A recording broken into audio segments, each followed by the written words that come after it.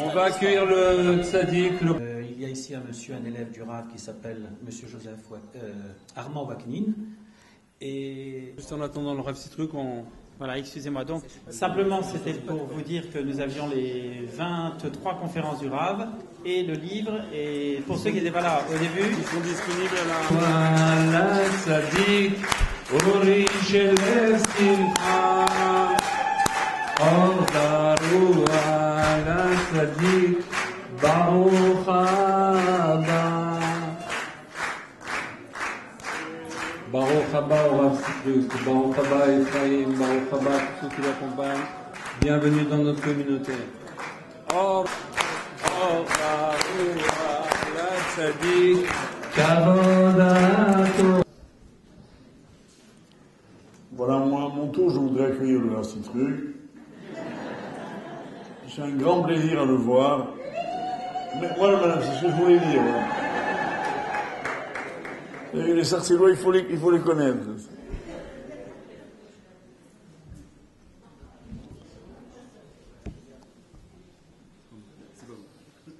Vous ne pouvez pas le déplacer un peu, le micro, là? Ben, devant moi. Voilà. Voilà, mes chers amis, effectivement, je voudrais à mon tour souhaiter la meilleure santé. Est-ce que quelqu'un a le nom de Albert Adam?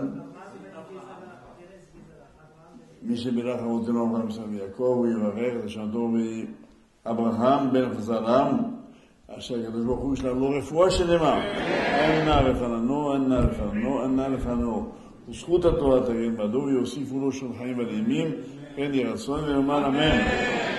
Voilà, je l'ai vu au téléphone, c'est lui qui m'a invité particulièrement chaleureusement ce soir, et je sais que s'il n'est pas des nôtres, c'est que vraiment il est fatigué. Voilà pourquoi je lui souhaite une excellente santé. Je dirais que le cours est bien sûr dédié à sa réfoua, et le thème qu'il a souhaité, je l'ai conservé. Il m'a demandé de parler du bonheur. Donc, c'est ce qu'on va faire.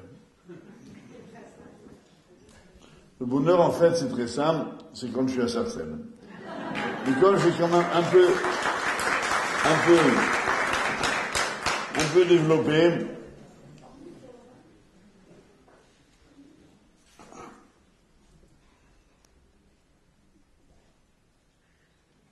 tout le monde connaît bien l'épisode du début de Shemot, où le pharaon, ému par le prodigieux développement du peuple d'Israël, ne savait pas comment endiguer leur prolifération, et il fait ce fameux verset Avan Yitrakomalo, allons et usons de conseils à son égard, comment faire pour neutraliser les Juifs. Alors le pharaon, dit le Midrash, a réuni les 3 grands sages de l'époque, qui étaient Bilam, qui était Iov et qui était Yitro. Et le Midrash dit Bilam Yatz, Iov Shatak, Yitro Barach. Les 3 sages autour de Pharaon, Bilam donne le conseil de jeter les garçons dans le Nil. Iov, présent, ne dit rien. Yitro, en entendant ça, part. Le Midrash conclut en disant Bilam Sheyas Nerag Bacherep, Bilam, qui a donné le conseil, il a été tué lors de la guerre par une épée. Iov, qui s'est tué, a souffert de façon inimaginable. Yitro, qui n'a pas voulu rester, a été récompensé parce que ses descendants siégeront dans l'Ishkat Agazit, dans le Sanhédrin. La question que je pose, c'est de ces 3 personnages, quel est celui qui était le plus rachat? Bien évidemment, c'était Bilam, qui a donné, lui, le conseil fallacieux d'exterminer les Juifs par la mort des premiers-nés mâles. Et pourtant, si c'est le cas, Iov, qui lui n'a rien dit, on voit qu'il a souffert de martyr. Vous connaissez tous l'histoire de Job, que je rappelle en 2 mots. Iov il y a un livre entier qui est consacré à son histoire, était un homme qui était considérable dans tous les sens du terme. Il était riche, il était un homme très important. On venait le consulter de loin. Il avait une grande famille. Il jouissait de toute la considération possible. Et voilà que va se passer un événement incroyable. En quelques heures, Iov perd sa maison, ses enfants, sa fortune, sa santé, son kavod. Il se retrouve nu comme un ver, couvert de boutons, assis sur un tas de fumier, plus personne qui le regarde. En un mot, l'horreur. Et lorsque cette situation nouvelle est là, Job voit défiler ce que l'on appelle des amis, entre guillemets, qui lui tiennent en gros le même discours, tous les 3. Ils lui disent, tu n'es pas si religieux que ça, finalement. Si t'arrive ça, c'est que Dieu t'a puni. Or, le livre de Iov dit bien que Iov était un homme d'une extrême piété. Elle donne 2 exemples. Le premier, c'est que lorsqu'il réunissait ses enfants pour une fête, craignant d'avoir dit un mot déplacé, il offrait des corbanotes après la fête, de peur d'avoir dit un mot de travers. Deuxième exemple, il ne regardait jamais une femme, pas même une jeune fille. Cet homme exemplaire, comment a-t-il souffert autant? Et tout le livre de Job, c'est Iov qui refuse l'explication de ses amis prétendus. Il dit non, je ne peux pas accepter. Dieu est trop juste pour me punir. Qu'est-ce que j'ai fait pour avoir une telle sanction? Quand les Chachamim décrivent le calvaire de Iov, c'était l'horreur. Il avait le corps couvert de pustules, de boutons purulents. Il avait des maux d'estomac terribles dès qu'il buvait un verre d'eau. C'était une révulsion totale. Il rendait tout. Il ne supportait rien. Il n'était bien ni assis, ni couché, ni debout. Une situation insoutenable. Et Iov tient toujours le même discours pendant 40 chapitres de son livre. La fin, pour terminer vite le livre, est extraordinaire. Le livre de Job nous révèle alors qu'en fait, le Satan est à l'origine de cette histoire. Le Satan se présente au début du livre de Job en disant à Hachem, que dis-tu de Iov? Et Dieu lui répond, Tzadik Gamour, un juste parfait. Satan dit à Dieu, tu veux me le confier, tu vas voir si c'est un tzaddik. Et Dieu lui dit, d'accord, mais tu ne le tues pas. Ne le tue pas. Et le Satan dit, d'accord, je ne le tue pas. Donc il lui fait tout ce que j'ai expliqué. Et à la fin du livre de Job, dans d'ailleurs un environnement très impressionnant, on parle de tonnerre, d'éclairs, la voix de Dieu retentit et dit, Job, tu es mon vrai serviteur. Tu as raison, ce que j'ai fait n'est pas juste. Tu ne le mérites pas. Je l'ai fait uniquement pour démontrer au Satan que tu étais vraiment un tzaddik gamour, puisque même dans l'épreuve, tu n'as pas blasphémé. Tu es resté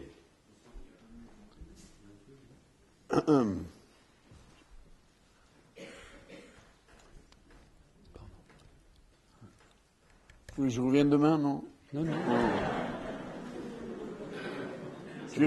Non, parce que vous parlez du Satan sur le...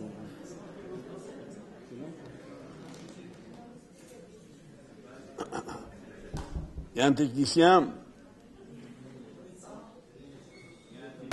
Y a-t-il un médecin dans la salle? Darty, il est de chez Darty. Un Darty. Oui, mais lui, il est dans le commercial, lui.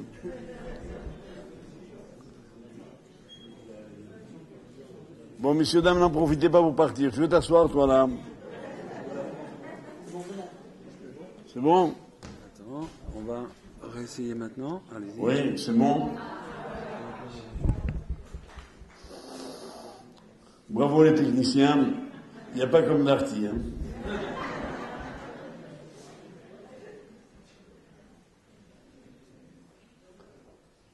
Donc, Yov a gagné son pari. Mais en attendant, quelle souffrance. Alors nous revenons au texte de départ. Quelle est la sanction la pire des deux? Mourir ou souffrir? On le voit bien, le texte n'est pas ambigu. Il vaut mieux de loin souffrir que mourir. Comme dirait un rabbin chounet, rien ne vaut la vie. C'est vrai. En d'autres termes, tant qu'un homme a la vie, il a le bien le plus précieux. Comme dit d'ailleurs le prophète Yirmiyahu dans Echa, chapitre 3, Ma'it onen adam chai. De quoi se plaindrait un homme qui est vivant? Et le Midrash dit à propos de ce passouk, quelqu'un qui est vivant, et à qui il arrive une galère, un problème de santé, un accident, un revers de fortune, et qui se plaint, il ressemblerait, dit le Midrash, à un homme qui vient de gagner une fortune. Par exemple, il a gagné l'euro million. Imaginez un peu, vous gagnez, on vous annonce que vous venez d'être crédité de 50 millions d'euros. C'est le kiff, non? Et en même temps, à la même seconde, vous faites tomber un verre Duralex à 50 centimes d'euros et vous vous mettez à lamenter sur le verre. Ah, un verre, Choubara, les deux verres. Vous commencez à pleurer. Personne ne vous comprend. Avec ce que vous venez de gagner, vous pouvez vous acheter 100 millions de verres. Voilà. Voilà à quoi ressemblerait un homme qui, vivant, se plaindrait de ce qui lui arrive. Donc, quand on est vivant, on n'a aucune plainte à élever. Voyons maintenant un exemple extraordinaire dans la Torah. Yosef fait venir en Égypte son père et ses frères. Dès leur arrivée, par déférence, Yosef demande à son père de venir saluer le pharaon. C'est ce qui se passe. Et Yaakov Avinu arrive dans le palais chez Pharaon. Dès que Pharaon le voit, il lui pose une question un peu étrange. Il lui dit, Kama yeme shenechayecha? Quel âge as-tu? Ça se fait de dire à quelqu'un quel âge tu as. Alors, imaginez-vous, je vous vois comme ça dans la rue, je dis, monsieur, quel âge vous avez? Largement. Et en Égypte, vous savez, ils sont très polis, il n'y a qu'à voir ce qui se passe. Hein, mais...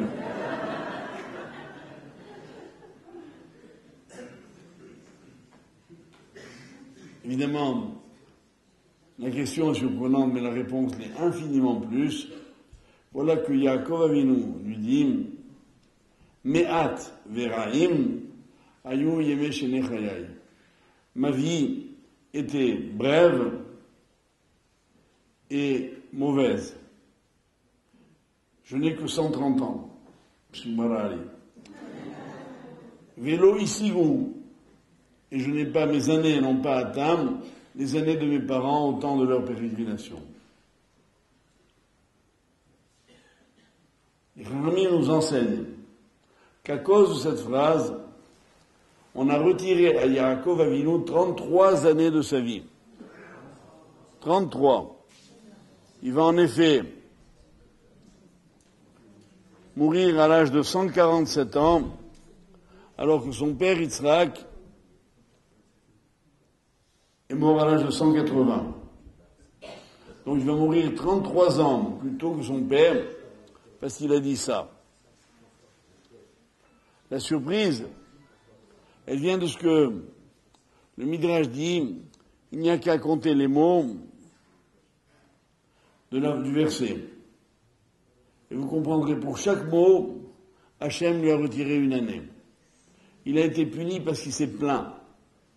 Mais la surprise ne vient pas seulement de cela, elle vient de ce que quand on compte les mots de la réponse de Yaakov, on en trouve 25. Pour arriver à 33, il faut compter les 8 mots de la question de Pharaon. Quand il lui a demandé quel âge as-tu? En hébreu, ça fait 8 mots. Et là, bien sûr, il y a un nouvel enseignement. C'est qu'en fait, Yaakov Avinu n'a pas seulement été puni parce qu'il a répondu en se plaignant, mais il a été puni parce que le Pharaon lui a posé la question. Et en fait, pourquoi le Pharaon lui a posé la question? Parce que quand Yaakov Avinu est rentré, il est rentré fatigué, épuisé par les épreuves de sa vie. C'est vrai que la vie de Yaakov n'a pas été un long fleuve tranquille, comme on dit. Il a eu Esav, qui a voulu le tuer, Laban, qui l'a trompé un nombre incalculable de fois, Dina, qui a été prise par Shrem, Yosef, qu'il croyait mort pendant 22 ans. Ça vous épuise un homme. Autant de souffrances, de douleurs. On comprend qu'Yaakov soit marqué par la vie. Eh bien, ce que nous apprend la Torah ici, c'est que même si on a été marqué par la vie, on n'a pas le droit de le montrer. Les Chachmei Moussar disent, celui qui marche dans la rue avec un air triste, il est comme un bor birshut arabim. Ça veut dire, c'est comme si il creusait un trou sur le trottoir devant les passants. Et en effet, marcher dans la rue, si vous voyez quelqu'un de triste, il vous sape le moral. C'est vrai. À l'inverse, si vous voyez quelqu'un de gai, de souriant, d'heureux, c'est communicatif. Il vous donne envie de vivre. Donc en fait, la Torah nous rend pas seulement responsables de nos mauvaises réactions, mais des réactions que l'on provoque chez les autres. Et voilà pourquoi Yaakov, on lui a retiré toutes ces années-là. Maintenant, je voudrais vous donner un deuxième exemple. C'est l'exemple d'Abraham Avinu. Abraham Avinu, lui aussi dans sa vie, il a été bien éprouvé. À Sarah Nisionot, tout le monde connaît le Pirkei Avot, les 10 épreuves d'Abraham. Et voilà qu'un dans un passouk, il y a marqué Hachem dit à Abraham, et Hachem dit à Abraham, Al tira Abraham, n'aie pas peur Abraham, Anochi magen lach, je te protégerai, Srarecha arbe meod, et ton salaire est immense. Kharamim demande qu'est-ce qui se passe, pourquoi Dieu lui a dit ça. Parce qu'Abraham s'est inquiété, écoutez bien le Midrash. Il s'est inquiété de quoi? On l'a jeté dans une fournaise ardente, avec Nemrod, il est sorti vivant. Il a combattu les rois de Canaan, il est sorti vivant. Abraham Avinu s'est demandé, est-ce qu'il me reste encore à Olam Haba? Est-ce que j'ai pas reçu ma récompense ici-bas? Et Hachem lui dit, n'aie pas peur. Ton salaire est intégralement conservé dans le monde futur. Mais la question d'Abraham, elle venait de quoi? De ce qu'il avait toujours la vie, de façon miraculeuse. Et quelqu'un qui est encore vivant, parce qu'il a réchappé à des épreuves, il sait qu'il est redevable à Hachem. Et à ce titre-là, il peut s'interroger légitimement. Est-ce qu'on m'a pas enlevé mon mérite dans la Mabam? Réponse, non. C'est ce que dit Hachem à Abraham. Maintenant, poussons un petit peu plus loin. Il y a un grand rave dont vous connaissez tous le nom, qui s'appelait le Gaon de Vilna. On raconte qu'au moment de sa mort, il était sur son lit, il est mort à la Moed Sukkot, et on l'entendait parler à voix basse, évidemment. Son élève, Rabbi Chaim Volojin, s'approche et il entend le Rav dire Kama yakar olam hazeh. Combien est cher ce monde-ci? C'est un peu surprenant. Et il ajoute et il dit Kama yakar olam hazeh she'efshar liknot bo chavila shel tzitzit im kama perutov. Ce monde dans lequel on peut acquérir un paquet de tzitzit pour quelques pièces, ce que la fortune ne nous permet pas de faire dans l'Olam Haba. En d'autres termes, le Gaon a déjà donné une réponse. La grandeur, la beauté de la vie, elle vient pas de la vie seulement en soi, mais de la possibilité que nous avons d'y faire des mitzvot. Pour terminer d'enfoncer le clou, voyons Pirkei Avot, dans le chapitre 4, on dit là-bas, Yafa, Sha'achat, Shel Koratroir Ba'olam Haba, Kol Chaya Olam Hazeh. 1 heure de Koratroir, j'y reviens, dans le monde futur, vaut mieux que toute la vie ici-bas. Toute la vie ici-bas, pour réaliser ce que ça veut dire, tous les kiffs qu'on peut se faire imaginer, que vous avez, la santé, l'argent, le temps, vous êtes tunisien, c'est-à-dire un kiffeur, quoi. Qu'est-ce que vous faites? Vacances aux Antilles, sur un voilier de 18 mètres, avec le soleil des Alizés. Et vous passez d'un endroit à un autre. Vous quittez votre château en Espagne pour aller sur votre île en Grèce, prenez l'avion pour aller aux Antilles, de là-bas vous rejoignez l'île de Bora Bora ou l'île de Bahamas. En un mot, kiff sur kiff sur kiff sur kiff. Tout ça, ça ne vaut pas 1 heure de Koratroir, dit la Mishnah, dans Olam Haba. C'est quoi Koratroir? Koratroir, Chazal explique, c'est quelqu'un qui a faim, qui voit une séouda qui est servie à des gens, il mange pas, mais il les voit manger, il kiffe. Rien que ça s'appelle Koratroir. C'est moins que Nachatroir. Et moi je donne toujours un exemple.